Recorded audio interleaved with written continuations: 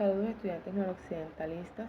A través de esta videoclase quiero hacer un pequeño resumen de lo más importante de la unidad número 1, que es Fundamentos de Programación. Algunos temas los vimos con algunos cursos en el primer periodo, otros en el segundo periodo. Entonces vamos a mirar en esta oportunidad lo que es algoritmos, diagramas de flujo y muy por encimita lo que son los lenguajes de programación. Entonces, ¿qué es un algoritmo? Un algoritmo es una secuencia lógica de pasos finita que permite solucionar un problema y cumplir con un objetivo. Es decir, que la finalidad de un algoritmo es solucionar un problema. Entre las características de un algoritmo está que son precisos, es decir, que busca precisamente solucionar un problema específico y va directo a eso. Lleva un orden lógico, es decir, que hay una lógica en los pasos de ese algoritmo, sigue una secuencia.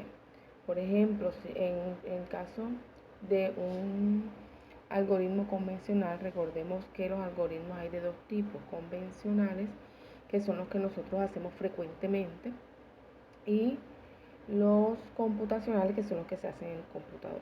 Entonces, digamos que queremos hacer un algoritmo para representar el ir de mi casa a la tienda. Entonces, yo para llegar a la tienda primero tengo que salir de mi casa, ¿cierto? Entonces, a eso se refiere con que es lógico. Si yo voy a sumar dos números, primero tengo que tener los dos números para poder realizar después la suma. Son definidos, es decir, que no importa cuántas veces yo ejecute un algoritmo, voy a obtener la solución a ese problema o a ese objetivo. Si mi algoritmo lo que hace es sumar dos números, independientemente de las veces que yo corra el algoritmo y de los números que yo coloque, siempre voy a obtener la suma de esos dos números que reciba el algoritmo. Y debe ser finito, es decir, que debe contar con un inicio y con un fin, que el fin es al final resolver o la solución al problema. Entonces tenemos el primer ejemplo. Vamos a realizar dos ejemplos aquí. El primer ejemplo nos pide que elaboremos un algoritmo que nos permita ir de la casa al colegio. Entonces, lo primero que yo hago para que no se me olvide es colocar el inicio y el fin. Entre esas dos palabritas van a ir los pasos para solucionar el problema. ¿Cuál es el objetivo de este algoritmo? Ir de la casa al colegio, ¿cierto? Entonces, después del inicio, el primer paso que yo debo realizar es salir de mi casa. Se supone que ya yo estoy arreglada y todo eso, obviemos toda esa parte. Voy de mi casa al colegio. Entonces, lo primero que hago es salir de mi casa. Digamos que este algoritmo debe ser lo suficientemente general para que cualquier persona lo pueda correr y pueda llegar al objetivo que es ir al colegio.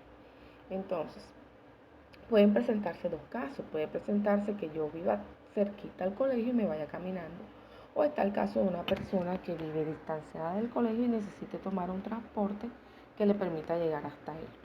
Entonces, hay dos opciones, ¿verdad? Es decir, que nos enfrentamos a una decisión o a una pregunta. Si está lejos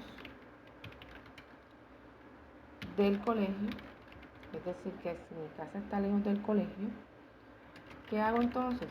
Si está lejos, debo tomar un medio de transporte que me deje cerca del colegio.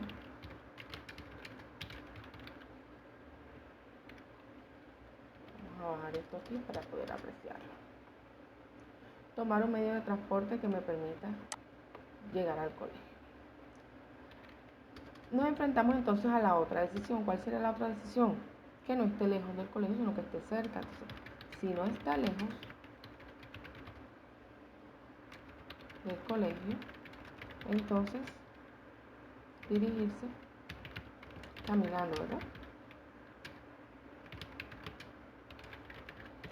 Me dirijo caminando hacia el colegio. Independientemente si tomo un medio de transporte o voy caminando, al final voy a llegar a la puerta del colegio. Listo, entonces si yo corro este algoritmo, salgo de mi casa, digamos que mi casa está lejos, entonces tomo un medio de transporte. Como ya se cumplió esta condición, voy a pasar al paso 4, que es llegar a la puerta del colegio.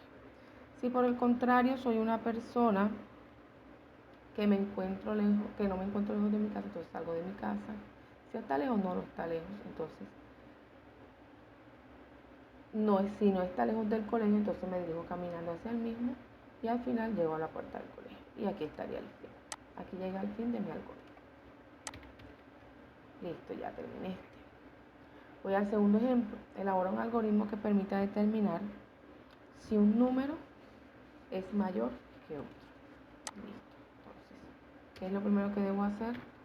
Coloco el inicio, coloco el fin y entre ellos dos voy a colocar mis pasos. Primero, elabora un algoritmo que permita determinar si un número es mayor que otro. ¿Cuál es el problema? Tengo que saber si un número es mayor que otro. ¿Qué necesito primero? Los dos números. Entonces, ingresar primer número.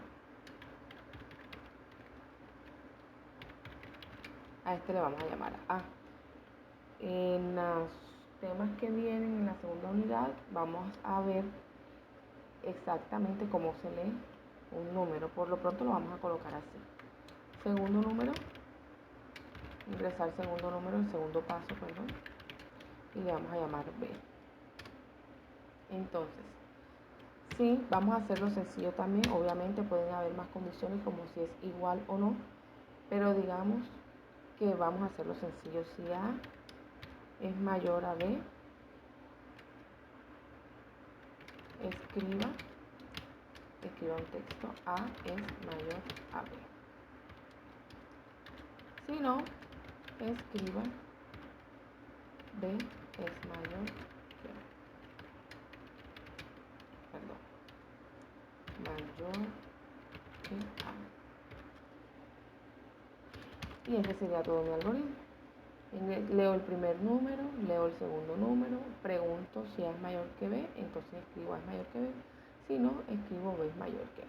Como les dije, por lo pronto vamos a obviar la parte del igual porque lo que nos interesa en estos momentos es conocer lo básico de cómo elaborar un algoritmo. Listo, así se elabora. Ay, perdón, aquí me equivoqué, pues ya había puesto el final. Así como se elabora un algoritmo. Vamos ahora al tema de qué es un diagrama de flujo.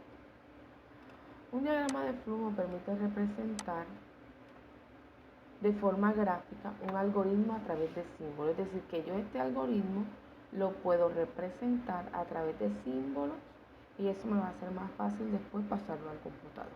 Entonces hay unos símbolos, dependiendo de los símbolos es la representación, dependiendo del símbolo es su significado, entonces debemos tener en cuenta esa parte. Esta es la simbología que vamos a utilizar en el curso. Voy a disminuir aquí un poquito para que me sea más fácil mostrarles. Voy a subir acá también. Listo. Sí, vemos mejor toda. Me sale todo por acá. Un diagrama de flujo les decía que me permite representar de forma gráfica un algoritmo a través de unos símbolos. ¿Cuáles son esos símbolos? Aquí lo tenemos. Un óvalo para el inicio y el fin. Indica el inicio y el fin del algoritmo. Recuerde que todo algoritmo debe empezar por un inicio y debe terminar en un final cuando ya yo obtengo la solución al problema. Este rectángulo como deforme, digámoslo de cierta forma, este ladeado y este un poquito inclinado, representa entrada de datos. Yo puedo utilizar cualquiera de los dos símbolos. Y acá nos dice que las entradas son los datos o insumos que necesita el algoritmo para que pueda trabajar. Por ejemplo, en el algoritmo que permite determinar si un número es mayor que otro, tenemos dos lecturas. Primero debo leer el número A y debo leer el número B. Esas serían las entradas a mi algoritmo. En el caso del algoritmo que me permite ir a la casa del colegio, podríamos tener como entrada el decir si el colegio está cerca o no. Pero realmente podemos indicar que no hay una entrada en este ingresar el número A, ingresar el número B serían las entradas. Tenemos los procesos, se representan por un rectángulo, esta vez un rectángulo bien hecho. Y los procesos son las acciones que me permiten transformar esas entradas o esos datos en un insumo que me permita dar solución a un problema. Es decir, que los procesos son las acciones. En este caso, en el caso de este algoritmo, salir de mi casa es un proceso. Tomar un medio de transporte es otro proceso, es una acción que yo estoy realizando. Dirigirse caminando hacia el mismo es un proceso. Llegar a la puerta del colegio es un proceso. Esos serían los procesos. Las salidas de datos se representan a través de este símbolo que usted ve aquí o a través de este símbolo que usted ve, cualquiera de los dos. Y las salidas hacen referencia a los resultados que debe dar el algoritmo. En el caso del algoritmo de si un número es mayor que otro, podríamos decir que la salida es esta escritura.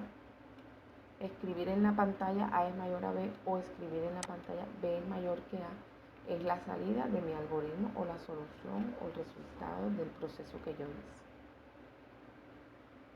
Todos deben estar unidos por flechas conectoras, es decir, que yo coloco inicio, coloco una flechita, si coloco un proceso, debe ir antes una flechita y después una flechita.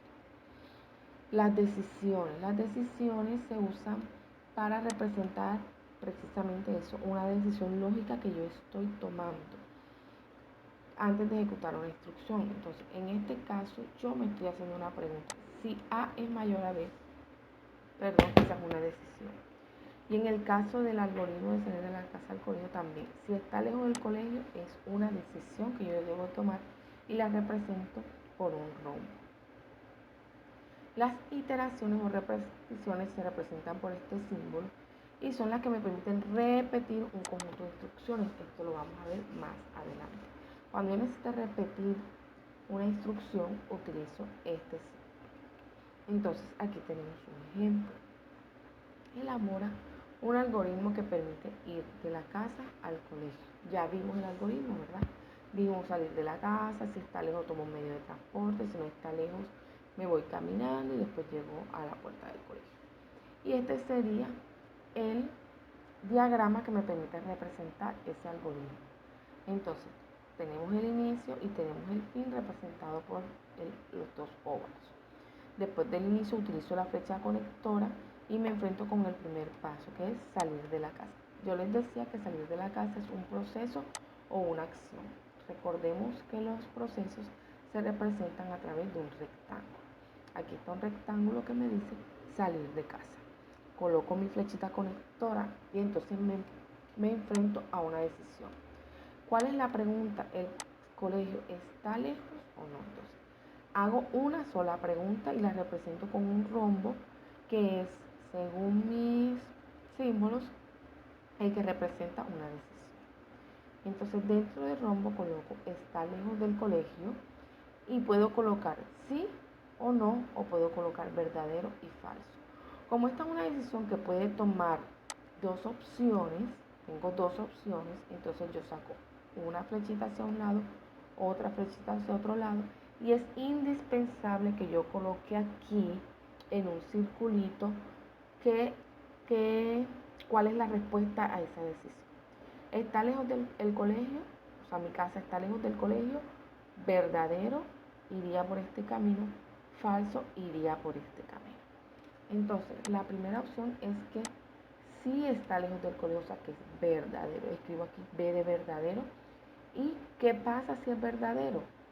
Tomo un medio de transporte que me deje cerca. Entonces, esta es una decisión. Aquí está un proceso.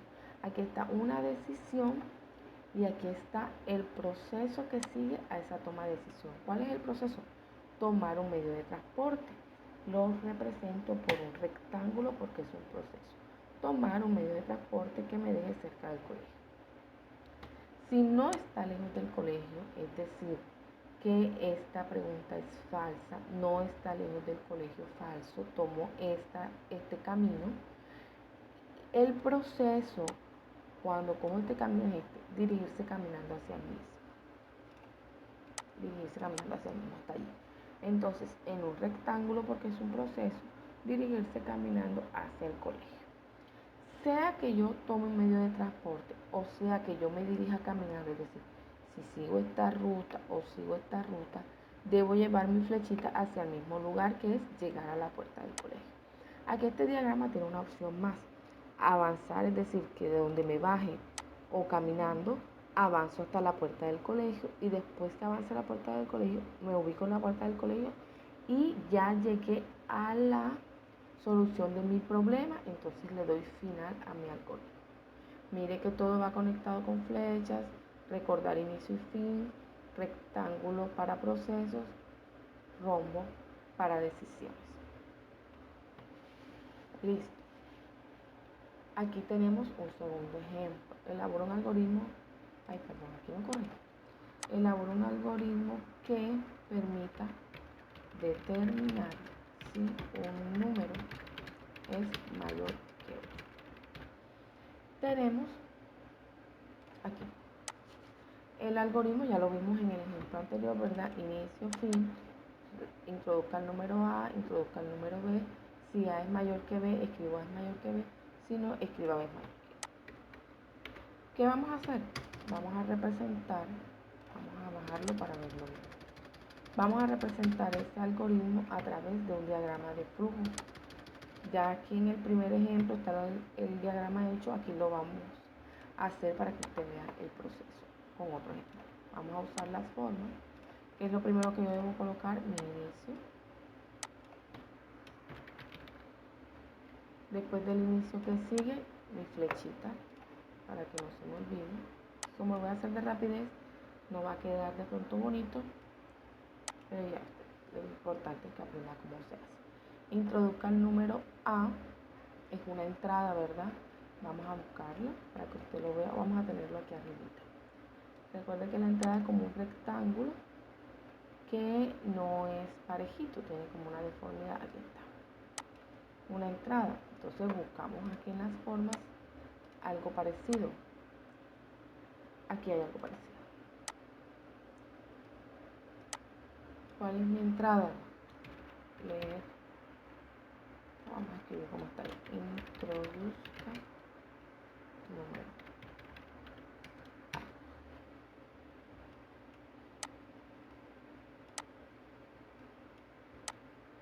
Introduzca primer número. Sacamos otra flechita.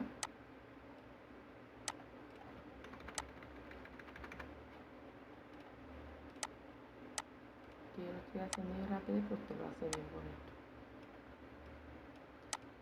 Introduzca número B.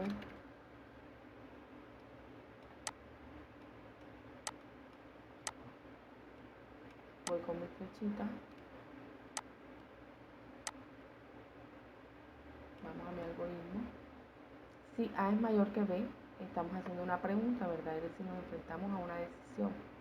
Recuerda que las decisiones se representan por un rombo. Vamos a buscar un rombo. Rombo, aquí está.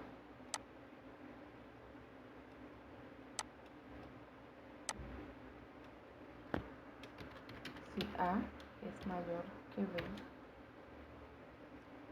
recuerde que siempre que me enfrente a una decisión, van a haber dos opciones, ¿verdad?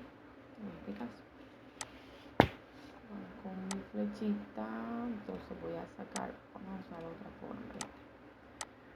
Voy a sacar mi opción hacia la derecha, mi opción hacia la izquierda,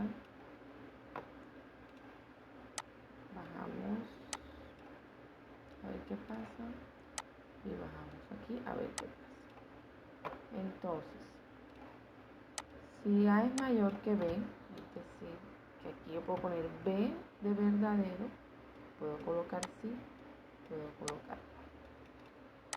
O bueno, aquí lo vamos a colocar, sí, vamos a colocar. A es mayor que B, sí.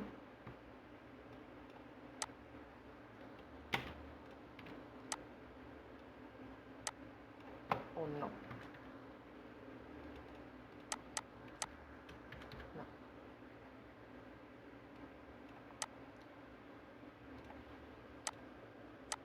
Vamos ahora a ver un proceso, ¿verdad?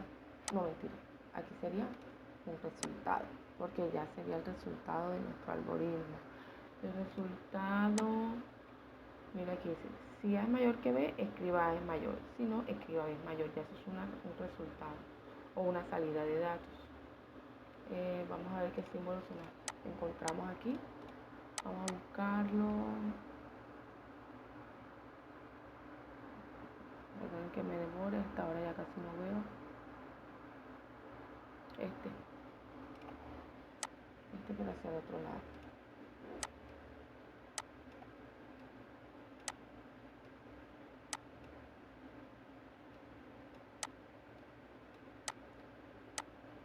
Si A es mayor que B, ¿qué hace? Sí, escriba A es mayor.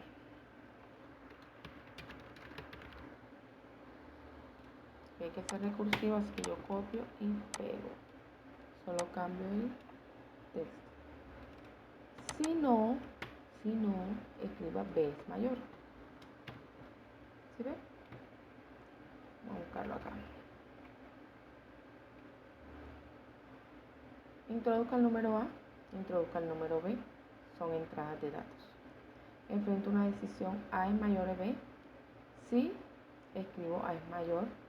No, escribo B es mayor. Y después que viene, ya vendría el fin, ¿verdad? Entonces voy a sacar de aquí, sea que coja este camino, o sea que coja este camino,